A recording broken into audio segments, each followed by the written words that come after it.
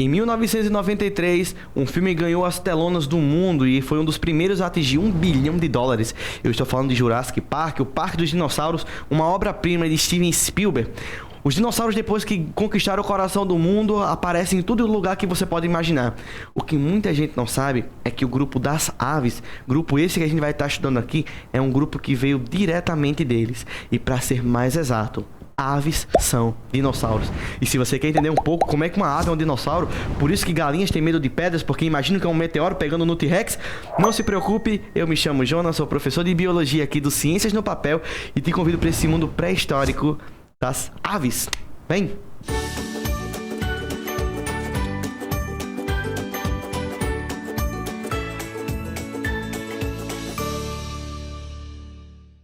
E aí, galera massa, bem-vindos a mais uma aula aqui do Ciências no Papel com seu querido Prof. Jonas, pra gente dar prosseguimento ao estudo dos cordados. E agora a gente já tá no grupinho das aves, grupo esse que derivou, querendo ou não você saber, dos dinossauros que a gente comentou no início dessa aula. Mas, Prof, é verdade mesmo? Gente, por incrível que pareça, sim, são descendentes de dinossauros. E nós temos fósseis que mostram um elo de transição.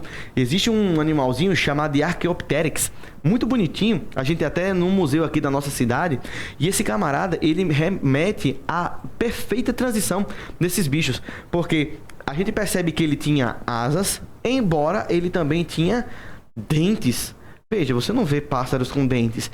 Dente é uma característica de réptil, mas também você não vê réptil com asa. Asa é característica de aves. Então a gente acredita que o Archaeopteryx foi justamente o animal que fez o elo de transição ali entre os dinos para as aves. E ele, né, tinha um esqueleto pesado. Mas, prof, o que tem a ver esqueleto pesado? A gente vai ver já já. Outra característica, veja só, uma galinha do tamanho de um T-Rex. Eu sei que tá desproporcional, mas para mostrar para vocês como elas têm similaridades. Olha só, o pescocinho em formato de S e as patas com 3 dedos. Uou! Parece ou não parece? Parece. Agora, sabe o que fica mais parecido com um dinossauro? Quando você não deixa o like. Meu amigo, eu viro um T-Rex. Eu viro um espinossauro. Deixe o satanás do like aqui, dá aquela escrevida marota aqui no nosso canal, ativa as notificações para não perder nada e compartilha conhecimento, que isso faz bem para o mundo inteiro. Então, vamos lá. Quais são as características gerais que esses animais possuem? Basicamente, prof, bico. Então, toda ave ela vai ter um bico. Esse bico pode variar de mais longo, mais curto. Se você comparar um tucano com um gavião e um beija-flor, você vê que são bicos de formatos diferentes para funções diferentes. O tucano é para quebrar fruta, por exemplo, o beija-flor para pegar néctar, enquanto que o gavião ele tem um bico mais curvo para rasgar as presas. Outra coisa que a gente observa é que normalmente você não vai ver dente nesses caras. E a finalidade dos bicos também serve para muita coisa, até para atração sexual. Sério, prof? Já pensou o tucano fazendo assim um charme com um bico e a tucana, uau, você me conquistou. Olha que massa, né? Maroto. Vamos para frente. Outra característica exclusiva de aves é a presença, óbvio, de penas. Somente ave tem. Então, viu um animal com penas? Boy, é ave, acabou-se. Não tem o que fazer. E aí também tem várias funções para defesa, para atração sexual e manutenção da temperatura. As aves, por exemplo, quando elas sentem frio, uma coisa que é muito comum é ela arrepiar as peninhas para criar uma camada de ar dentro do seu corpo, ali entre as penas, para manter ela aquecida, já que o ar conduz muito mal o calor. O que mais, prof, que a gente sabe? Por isso, sendo considerados animais homeotérmicos. Anota aí. Pecilotérmicos nós temos 3. Peixes, anfíbios e répteis. Nos homeotérmicos nós só temos 2. As aves e nós, mamíferos. Que top, prof. Tô pegando tudo. Pois é. Uma outra coisa, essas penas, elas são formadas de queratina, aquela mesma que forma a nossa pele para deixar essa pele seca, no ambiente seco. E elas costumam fazer a troca, né? Você deve ter visto que às vezes o pintinho ele nasce com a peninha amarela, mas quando ele vira um galo, a pena tá totalmente diferente, né? Ele vai arrancando com o bico para depois nascerem penas novas. E um detalhe que eu julgo super importante, e aí eu quero que você marque com sua canetinha. As aves, elas possuem, principalmente as aquáticas, uma tal de glândula uropigiana. É uma glândulazinha que fica lá na pontinha da cauda. Ela aperta essa glândula e costuma sair um óleo que ela usa para passar nas penas. Gente, óleo não se mistura com água. Então, quando ela passa isso nas penas, faz com que ela fique impermeável. Então ela consegue nadar com muito mais facilidade. E algumas aves nem sequer se molham quando elas estão com essa camada de óleo passada no corpinho. Que massa, prof. E aí a gente vê também, obviamente, outra característica das penas é ajudar não somente a aquecer, mas também no voo. Veja, olha o design das aves. Olha o design do avião. A gente sempre copiando a natureza para conseguir reproduzir as coisas fantásticas que eles fazem. Além disso, aqui tem uma coisa bacana, tá? Eu quero que você repare no seguinte. No esqueleto delas, é muito comum a presença desses ossos pneumáticos. O que é isso, prof? É um osso que ele é oco, ele é vazio por dentro. Se você quer voar, se você quer ganhar altura, você tem que ser mais pesado ou mais leve? Mais leve.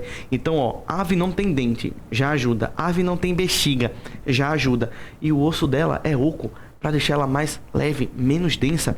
Além disso, tem uma outra coisa. As aves, boa parte delas, tem um osso bem grandão aqui que a gente chama de quilha, tá? De externo, né? Por que isso? Quilha, prof. Quilha é o nome daquela parte que fica na prancha de surf por baixo. Gente, esse osso ele é bem grande para poder acoplar a musculatura mais desenvolvida de toda a ave, que é o músculo do peito. Aves, quando voam, embora elas usem as asas, o músculo mais exercitado é esse aqui, ó. Músculo do peito.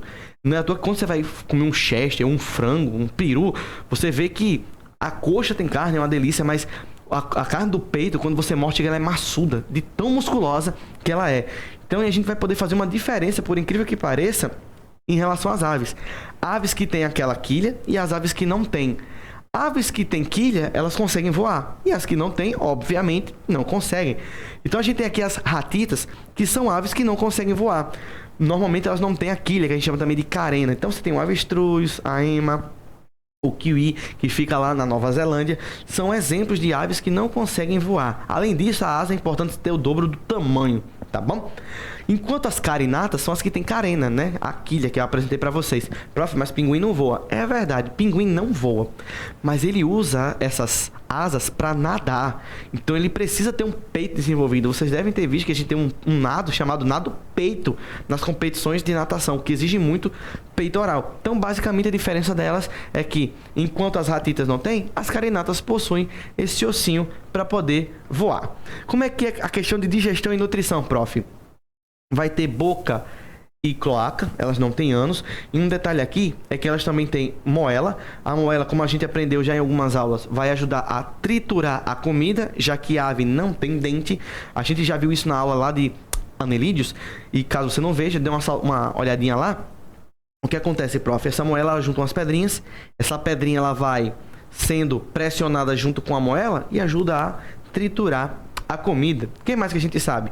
A respiração é pulmonar, é um animal totalmente terrestre e o pulmãozinho deles tem pequenos sacos. Esses saquinhos, eles ajudam a deixar o animal também mais leve.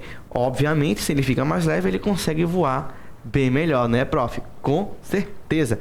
A circulação aqui é uma coisa maravilhosa, pessoal. A circulação deles é praticamente igual à nossa. Sério, prof? Sério. Ela é fechada, ela é dupla e ela é completa. Dupla porque passa 2 vezes no coração, ó, vai pro pulmão, depois vai pro corpo. E completa porque agora o coração está totalmente dividido. Nós temos 2 átrios, 2 ventrículos, né? 4 cavidades. Esse coração agora totalmente dividido, olha que incrível, meninos. Ele impede que o sangue se misture. Na fisiologia eles têm uma outra coisa também, que são essas membranas nictitantes, que é essa películazinha que eles fecham.